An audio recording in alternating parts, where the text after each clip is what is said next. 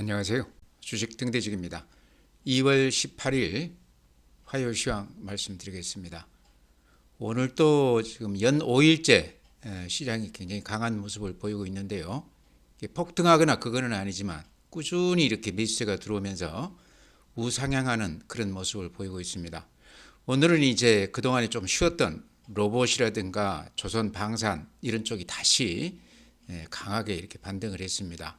여전히 그쪽이 주도주다 하는 걸 오늘도 이렇게 여실히 좀 보여주는 것 같은데요. 오늘 지수는요, 거래수가 플러스 0.63% 올라서 2626포인트입니다. 그러니까 이제 2600에 안착을 했다 이렇게 말씀드립니다. 코스닥이 플러스 0.67% 773포인트. 그래서 거래소나 코스닥이나 비슷하게 강보합 수준에서 끝났습니다. 거래대금이 굉장히 중요한데요. 이제 시장이 본격적으로 활성화가 될지 거래 대금을 보면 시장의 어떤 힘을 우리가 읽을 수가 있는데, 오늘 보면요, 거래소가 거래 대금이 12조 3천억입니다. 최근에 17조, 13조, 어제 11조, 오늘 12조. 그러니까 이제는 10조는 이렇게 훌쩍 뛰어넘었습니다. 강세장 기준한다 그러면 15조라고 봤을 때 지금 시장은 거의 강세장에 육박하는 그런 거래 대금을 보이고 있다. 시장의 활기가 굉장히 좋아졌다 이렇게 말씀드리고요. 코스닥도 9조 9천억입니다. 그러니까 시장 규모가 적은 것에 비해서는 10조 가까이 거래가 됐다는 것은 코스닥 쪽이 오히려 이렇게 거래 회전율이나 이런 거는 훨씬 더 활기가 있다 이렇게 말씀드릴 수 있을 것 같습니다. 네, 다음엔 그래프 보시면요, 지금 이게 보이는 게 종합지수 일본 그래프입니다. 이렇게 그냥 보셔도 느낌이 이렇게 오실 텐데요. 대단하죠? 이렇게 보시면 생명선이 21선을 이렇게 훌쩍 뛰어넘어서 오늘은 또 이렇게 200일 이동평균선, 그러니까 아주 장기 이동평균선입니다. 요 200일 이동평균선 위로 올라섰다는 것은 이제 의미를 굳이 따지자고 그러면 길게 보고 중장기 수요가 많이 유입이 됐다 이렇게 볼 수 있을 것 같습니다. 그래서 수급에서 굉장히 좋은 모양이다 이렇게 말씀을 드리고요. 이렇게 보면 오늘 200일 이동평균선도 살짝 올라섰죠. 대단히 의미 있는 그런 모습이다 이렇게 말씀드립니다. 다음에 이제 제가 요 며칠 계속 이렇게 강조드리는 지표가 하나 있죠.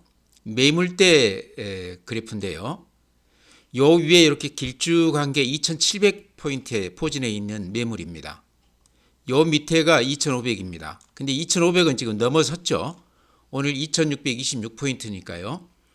근데 2600대에서 700까지 한 100포인트 정도는 매물이 이렇게 짧습니다.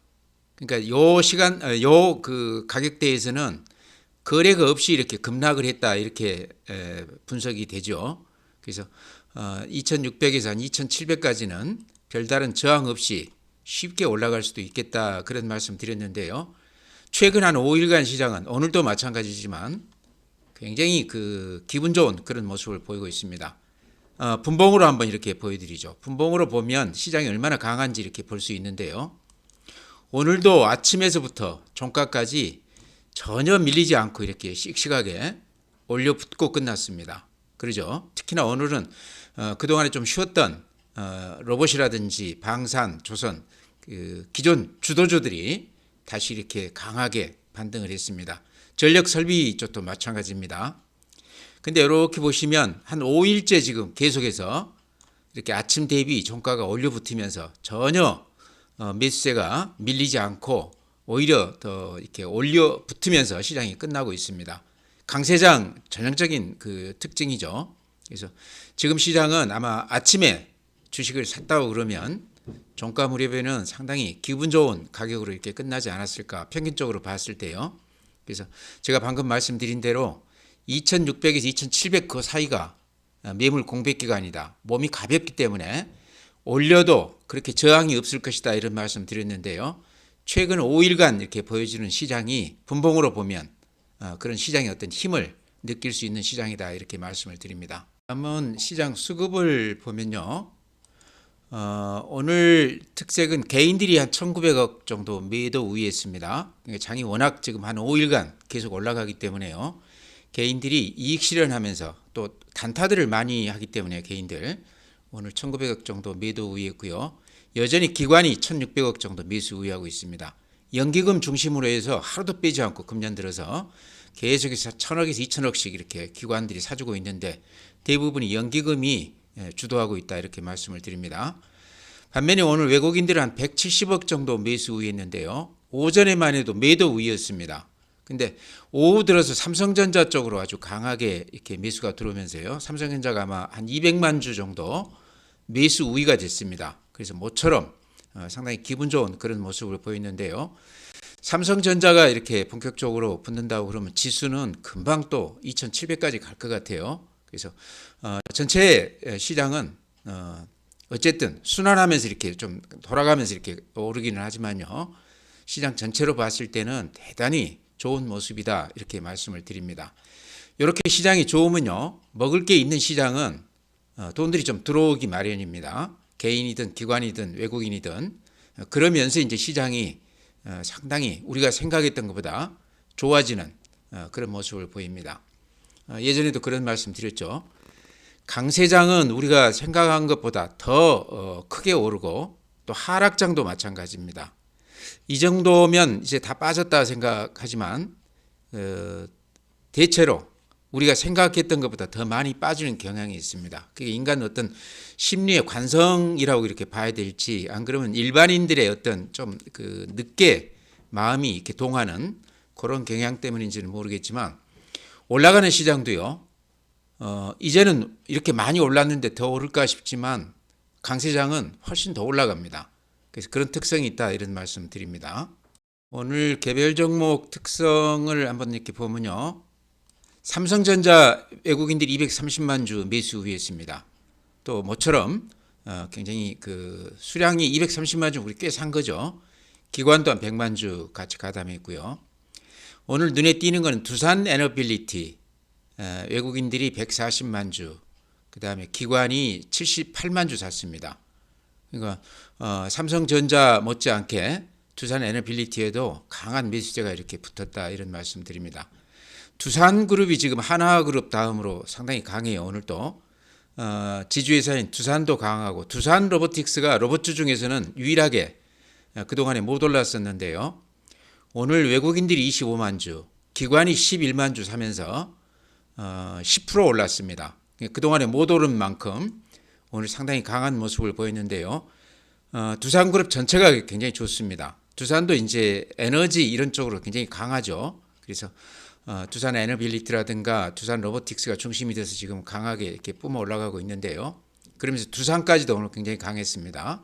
한화그룹이 그렇게 많이 올랐는데 그 다음에 이제 두산그룹도 조금 주목해 봐야 된다. 두산 에너빌리티 같은 경우는 지금 우크라이나 재건 관련해서 가장 핵심 기업으로 지금 떠오르고 있습니다.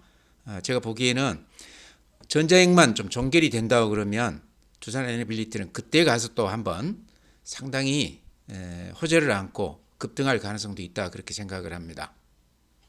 다음은 국내 증시 자금 동향 보면요.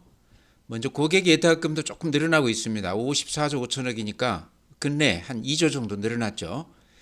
개인들 고객 예탁금은 후행성이라고 그랬죠. 지금 시장이 이렇게 좋은데 좀 늦게 들어온다 이런 얘기입니다.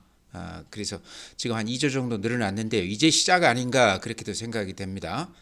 최근 시장 자금 동향에서 가장 주목되는 것은 주식형 수익증권이 펀드죠. 작년 연말 이후에 한 20조 정도 이렇게 급하게 들어왔습니다. 아마 ETF 중심으로 많이 들어왔을 것 같은데요. 요게 지금 시장의 어떤 상승의 동인이 아닌가 그렇게도 생각이 됩니다. 특히 연기금 쪽이 하루도 빼지 않고 매일 한 1,000억에서 2,000억 정도 이렇게 매수해주고 있는데요. 그런 것도 도움이 되고 있다. 국민연금 아마 뉴스 보셨는지 모르겠지만 420억 정도가 해외에 지금 주식을 사가지고 있는데요. 작년 11월 기준에 했을 때 수익률이 근한 30% 가까이 된다고 그럽니다. 대단한 거죠. 국내 주식은요. 그보다는 좀 적어서 한 150조 정도 요 정도 들어가 있는데 수익률이 작년 11월 기준에 가지고 한 3% 정도 마이너스라고 그래요. 아마 이번 이제 다시 하게 되면 아마 수익이 조금 났을 것 같아요. 장이 좀 올랐기 때문에. 그렇기 때문에 지금 국민연금이나 연기금에서도 우리 주식이 좀 싸다 하는 인식이 있어서 이렇게 많이 들어오는 거 아닌가 그런 생각도 듭니다. 우리가 봐도 미국 시장이 그렇게 많이 올라갈 때 우리 시장은 오히려 빠졌습니다. 지금은 이제 역차별이 되고 있죠. 우리는 올라가고 미국 시장은 좀 주춤하고 있습니다.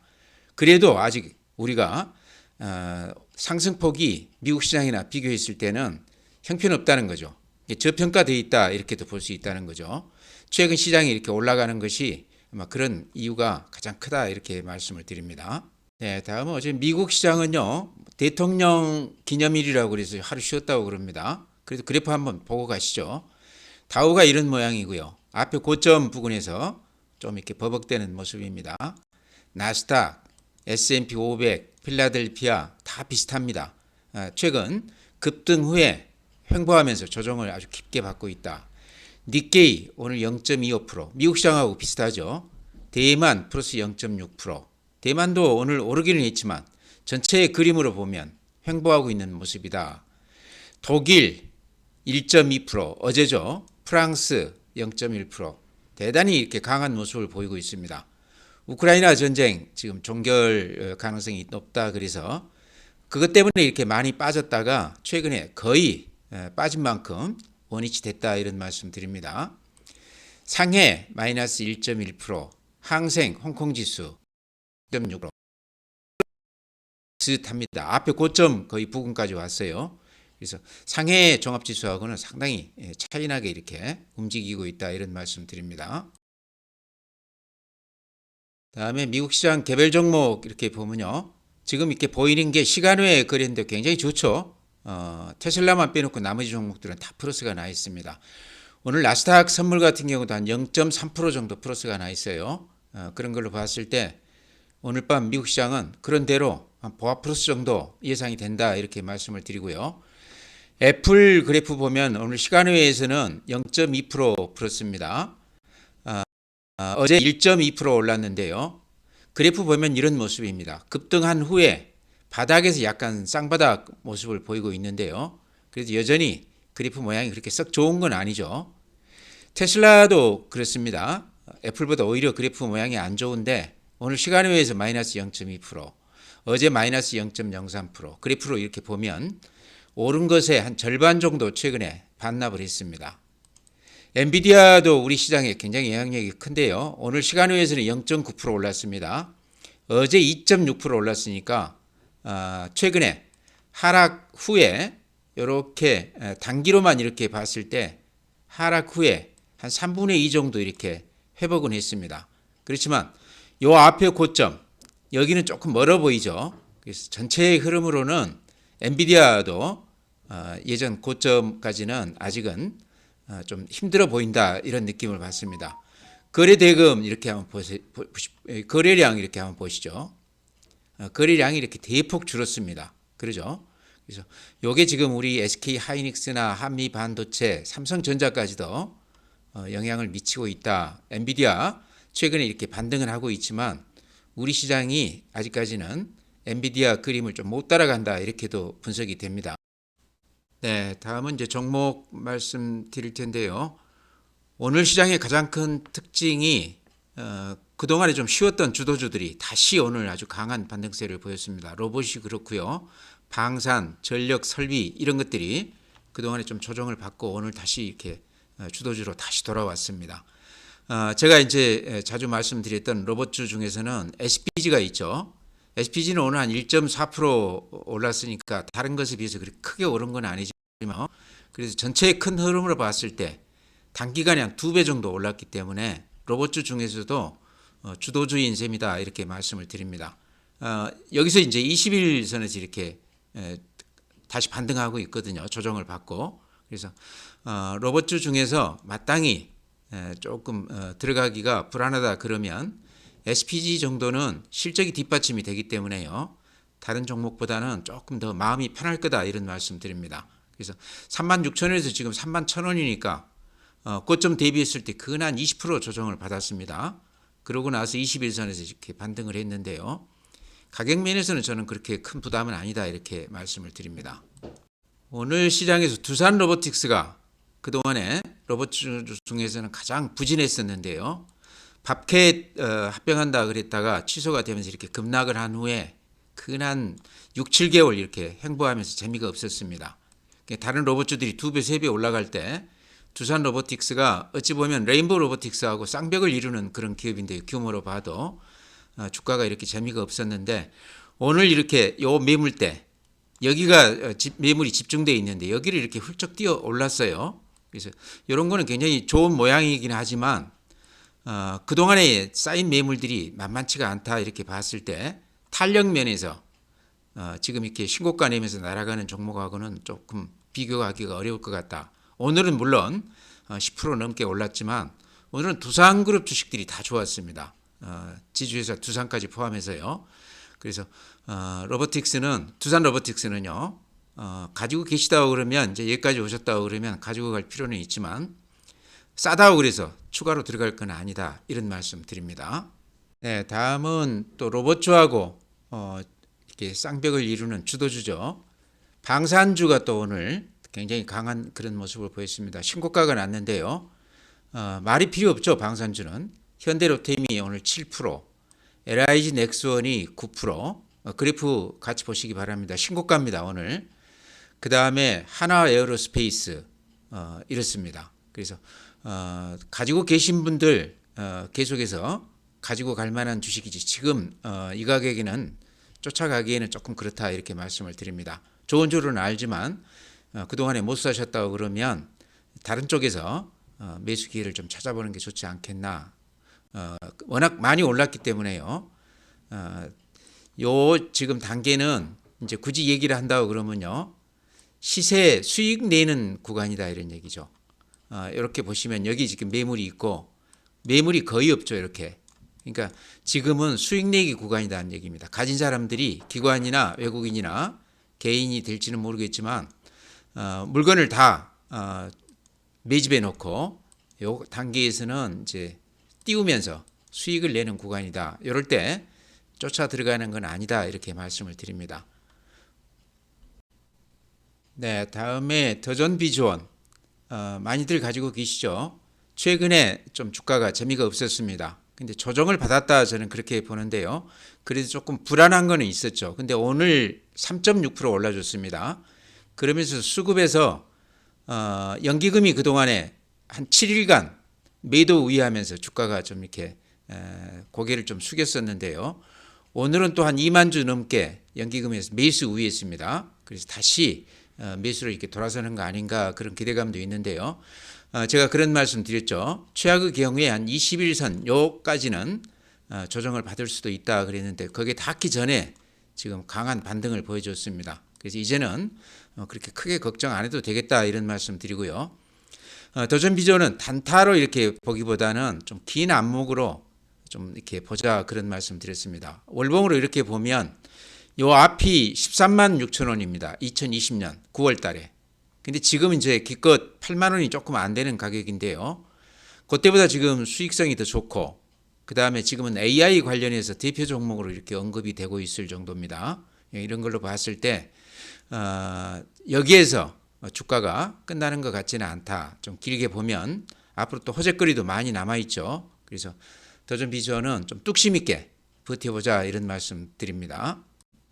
네, 다음에 이제 최근에 워낙에 주도주들이 급등했기 때문에 좀 뒤늦게 지금 들어오신 분들은 좋은 줄은 알지만 사기는 상당히 어렵습니다. 손이 안 나가죠. 이제 그런 분들을 위해서 조금 방어적으로 값이 좀 싸면서도 실적이나 이런 것이 뒷받침이 되는 그런 종목들 제가 몇 개 추천해 드렸는데요. CJ 대한통운 제가 추천하고 나서 이것도 많이 올랐어요. 최근에 바닥에서부터 따지면요. 그렇지만 1년 동안 이렇게 많이 빠졌던 주식입니다. 13만 원에서 8만 원대까지 빠졌다 지금 9만 원인데요. 최근에 좀 오르기는 했지만 가격 면에서 아직은 좀 매력이 있다. 알리에 의해서 최근에 테무까지도 CJ 대한통운하고 업무 협조가 돼 있다. 그 물동량 한 80%를 지금 받고 있다고 그러는데요. 그런 측면에서 그동안에 이제 쿠팡에 밀려서 고전을 많이 했었던 CJ 대한통운인데요. 이제 조금 돌파구가 좀 보이는 거 아닌가. 해외 쪽에도 굉장히 투자를 많이 하고 있습니다. 실적만 놓고 보면 전년 대비했을 때 CJ 대한통운은 실적이 대단히 좋습니다. 그래서 그런 여러 가지 좋은 점에도 불구하고 주가가 이렇게 재미가 없었는데 최근에 바닥에서 이렇게 좀 가능성을 보이는 것 같아요. 그래서 진짜 추천을 드렸는데 이 바닥권에서 제가 추천을 드렸었습니다. 한 1, 20% 오른 것 같은데 지금도 가격은 제가 보기에 부담이 없어 보입니다. 그래프 보면 여기가 이렇게 매물 집중되죠. 그러죠. 근데 그 매물 집중대 지금 딱 들어와 있는데요. 여기만 이렇게 벗어나면 그 위로는 매물이 그렇게 두텁지가 않죠. 그러죠.